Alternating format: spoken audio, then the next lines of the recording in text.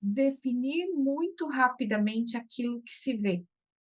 Então, talvez o que pareça uma caneca de café seja outra coisa, mas ávidos para definir objetos e pessoas, nos arriscamos a ficar cegos quando quanto a seu caráter único. Thoreau defendia esta contratendência.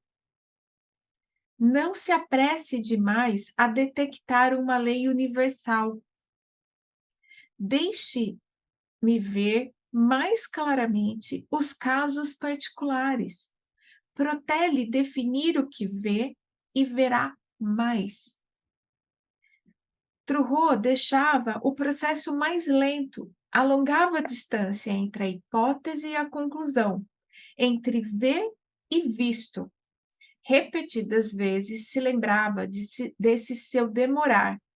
Precisamos olhar por bastante tempo antes de podermos ver, ele disse.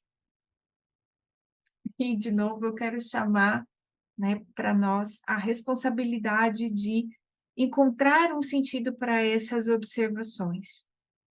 Quantas vezes no processo de avaliação, que é um processo que exige recuperar as informações que a gente tem cognitivas, realizar alguns procedimentos motores, para fazer um teste, um exame físico, chegar a um diagnóstico ou uma hipótese, né? Eu gosto mais da ideia da hipótese diagnóstico. Quantas vezes a gente não super se apressa e acaba tomando rumos que não são os melhores?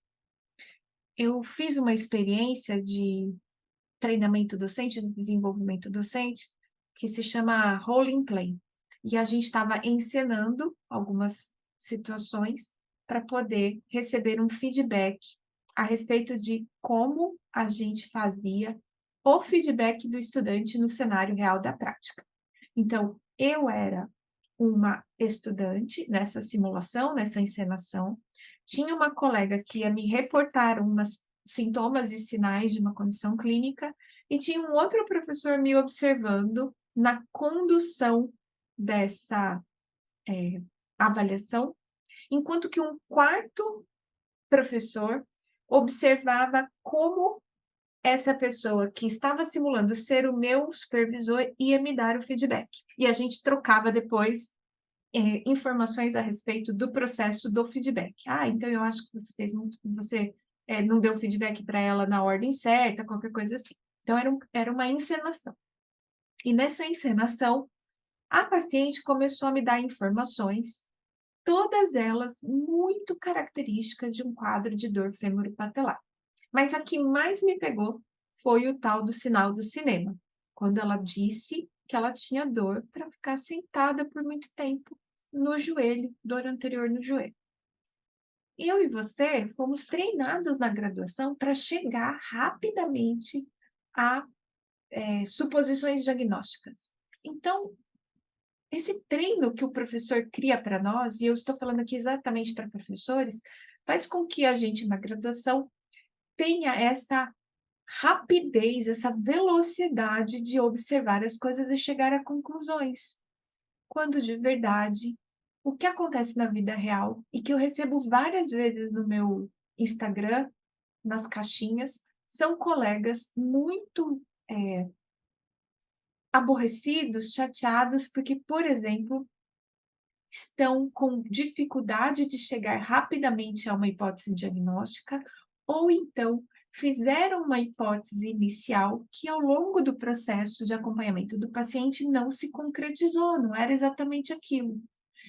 Então, veja como está faltando espaço para a gente fazer essas conclusões com mais calma desde o nosso treinamento. E a gente sai formado achando que todo mundo é Dr. House, né? Vê um paciente, vou puxar de novo para a TV, para o entretenimento. Vê um paciente, e o paciente tem aqueles sinais total, assim, bagunçados, de que o cara chega no diagnóstico. Nós não somos Dr. House, aquilo é cinema, aquilo é filme, aquilo não é a vida real. Na vida real, a gente leva mais tempo entre observar as coisas e concluir coisas. E eu queria muito mesmo que os professores ouvissem de novo essa frase, né, precisamos olhar por bastante tempo antes de podermos ver. Procure alongar a distância entre a hipótese e a conclusão, entre ver e ser visto.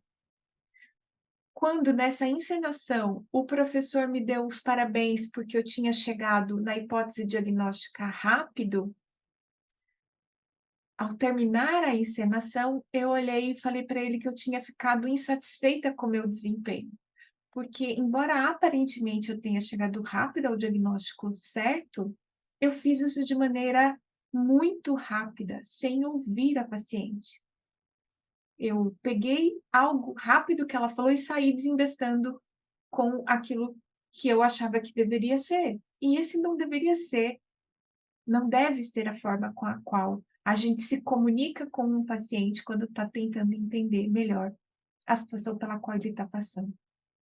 Então, eu fiquei um tempão aqui nessa parte do livro e li e reli várias vezes, porque eu realmente gostaria que as pessoas e os professores criassem essa mentalidade nos nossos alunos, de que, como, por exemplo, fisioterapeutas, somos muito privilegiados por poder passar mais tempo com o paciente e construir as conclusões com um olhar mais lento, que tanto será generoso com a gente quando a gente descobrir que não acertou de primeira, como também nos permitirá dar mais atenção ao paciente, ao processo que está se desenrolando durante o tratamento.